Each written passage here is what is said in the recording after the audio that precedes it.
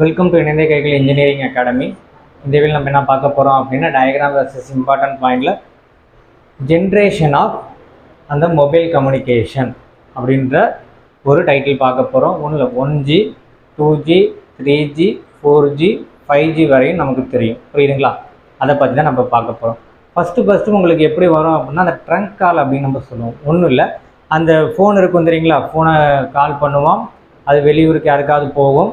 அங்கேருந்து என்ன பண்ணுவாங்க, அவங்க பேசிக்கிட்டு இருக்கிறத மட்டும் தான் நம்ம கேட்க முடியும். பேசுகிறவாங்க கேட்போம், அதோடு முடிஞ்சு போச்சு. இதெல்லாம் நம்ம பழைய படத்தில் பார்த்துருக்கோம் தெரியுங்களா. ஃபஸ்ட்டு அப்படி தான் நமக்கு வந்துச்சு ஃபோனு.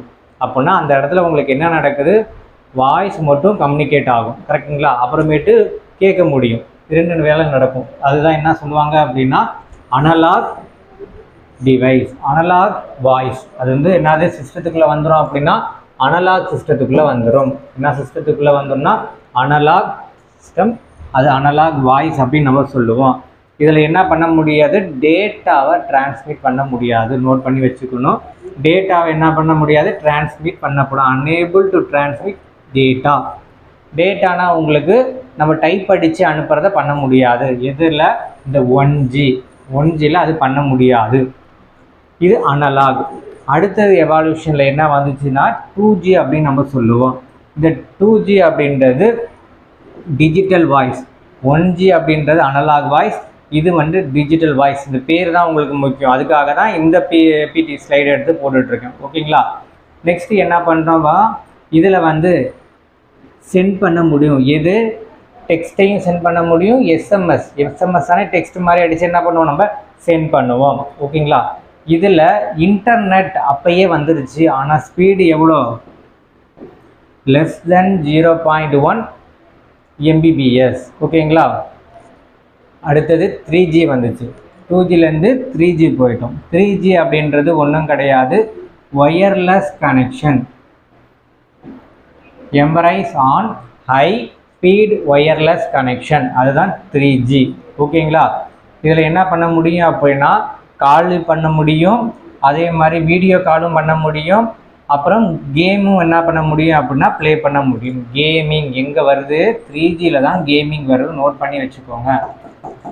கேமிங் எந்த எவால்யூஷன் வருதுன்னு கேட்டாங்க அப்படின்னா அவங்க என்னது 3G எவால்யூஷன், ஓகேங்களா? அடுத்தது 4G அப்படின்றது ஒவ்வொரு ஜியும் வரும்போது மாறும்போது ஸ்பீடு அதிகமாக இருக்கும். இது காமனான பாயிண்ட். ஸோ ஃபாஸ்டர் தண்டி 3G. நார்மலாகவே ஒரு சிஸ்டத்துலேருந்து அன்னர் சிஸ்டம் நம்ம போகிறோம், ஜென்ரேஷன் போகிறோம்னா ஸ்பீடு அதிகமாக இருக்கும். பேசிக் கான்செப்டே அதுதான். அப்புறம் கவரேஜ் ஏரியா அதிகமாக இருக்கணும், குவாலிட்டி அதிகமாக இருக்கணும், ஓகேங்களா? இதுதான் ஒரு ஜென்ரேஷன்லேருந்து இன்னொரு ஜென்ரேஷனுக்கு போகிறதான ஒரு அட்வான்டேஜ், ஓகே. இதில் வீடியோ குவாலிட்டி நல்லா இருக்கும். அப்புறமேட்டு என்னது, கேமிங்கில் வந்து அதே தான், இங்கே இருக்கிற எல்லாமே சொல்லுவோம், எல்லாமே குட்டுன்னு சொல்லணும், ஓகேங்களா? ஸ்ட்ரீமிங் வந்து மோர் சூம்த்து, ஓகேங்களா? ஸ்ட்ரீமிங் வந்து மோர் சூம்த்தாக இருக்கும், ஓகே. நெக்ஸ்ட்டு வந்து 5G. ஸோ 5G பார்க்கும்போது உங்களுக்கு என்ன வரும் அப்படின்னா நார்மலாக 3Gயை 4Gயை கம்பேர் பண்ணும்போது ஃபஸ்ட்டு பாயிண்ட் சொன்னது ஸ்பீடு வந்து அதிகமாக இருக்கும். அதே தான் இங்கே நம்ம சொல்லுவோம், ஸ்பீடு வந்து அதிகமாக இருக்கும். இதில் என்ன பண்ணுவாங்க அப்படின்னா all device will be able to connect the internet. All device இந்த இதில் தான் என்ன வந்துடும் அப்படின்னா இந்த பிக் டேட்டா நம்ம சொல்லி படிப்போமா, அது க்ளவுடு கம்ப்யூட்டிங், இது எல்லாமே எந்த ஜென்ரேஷனில் வந்துடும் அப்படின்னா 5Gக்குள்ளே வந்துடும். இது எல்லாமே என்ன அப்படின்னா 5Gக்குள்ளே வந்துடும், ஓகேங்களா? அடுத்தது இதோட கவரேஜ் டென்சிட்டி வந்து எப்படி இருக்குன்னா 10 times 4Gயாக இருக்கும். 10 times என்னவாக இருக்கும் அப்படின்னா 4Gயாக இருக்கும், ஓகேங்களா? அடுத்தது டிராஃபிக்கு 50 EB/month டேட்டா டிராஃபிக்கு. அடுத்தது என்னது, பீக் டேட்டா ரேட் என்னவாக இருக்கும் அப்படின்னா 20 Gbps டேட்டாவாக இருக்கும். அடுத்தது 30 GHz available for speed spectrum for more connection density அப்படின்னு நம்ம சொல்லியிருக்கோம். 30 GHz அவைலபிள் ஸ்பெக்ட்ரம். ஸோ இந்த ஸ்பெக்ட்ரம்னாலே உங்களுக்கு என்ன இருக்கும் அப்படின்னா ஹையர் பாயிண்ட் ஒன்று இருக்கும், லோயர் பாயிண்ட் இருக்கும். எக்ஸாம்பிள் இப்படி நான் போட்டேன் அப்படின்னா ஸ்பெக்ட்ரம் அப்படின்னா இந்த 2 கேப் தான் ஸ்பெக்ட்ரம். ஓகேங்களா? அது எவ்வளோ இருக்கும்? அவைலபிள் ஃப்ரீக்வன்சி ஸ்பெக்ட்ரம் 30 GHz இருக்கும். மோர் கனெக்ஷன் டென்சிட்டி 10 times 4G.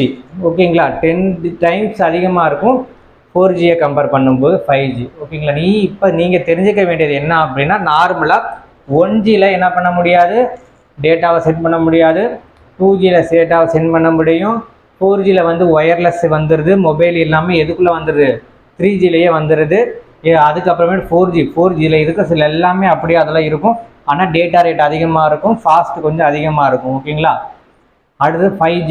இதை கம்பேர் பண்ணும்போது இதோட ஃபாஸ்ட் அதிகமாக இருக்கும், கவரேஜ் ஏரியா அதிகமாக இருக்கும், பிக் டேட்டா, க்ளவுட் கம்ப்யூட்டிங், அதே மாதிரி அப்ளிகேஷன் ஓரியன்டாக எல்லா டிவைஸையும் என்னால் என்ன பண்ண முடியும் அப்படின்னா 5Gயில் கனெக்ட் பண்ண முடியும். ஏன் அப்படின்னா அந்த அளவுக்கு இதில் ஸ்பீடு இருக்குது. ஓகேங்களா? இதுதான் இந்த வீடியோ நம்ம பார்த்துருக்கிறது. ஓகேங்களா? நெக்ஸ்ட் வீடியோவில் நம்ம என்ன பண்ணுவோம் அப்படின்னா, டயக்ராம் விசஸ் இம்பார்ட்டன்ட் பாயிண்டில் வேறு ஒரு இம்பார்ட்டன்ட் டயக்ராம் வச்சு அதில் இருக்க இம்பார்ட்டன்ஸ் பாயிண்ட்ஸை நான் உங்கள்கிட்ட டீல் பண்ணுறேன். இந்த வீடியோ எப்படி லைக் பண்ணுங்கள், ஷேர் பண்ணுங்கள், கமெண்ட் பண்ணுங்கள். இந்த வீடியோக்கு சப்ஸ்கிரைப் பண்ணுங்கள். நம்ம அகாடமிக்கில் ஈஸி ரிலேட்டடான எல்லா எக்ஸாமுக்கான, காம்படிட்டிவ் எக்ஸாமுக்கான கிளாஸஸும் போயிட்டுருக்கு. கலந்துக்கணும் அப்படின்னா நம்ம அகாடமி நம்பருக்கு கால் பண்ணி சேர்ந்துக்கலாம். தேங்க்யூ.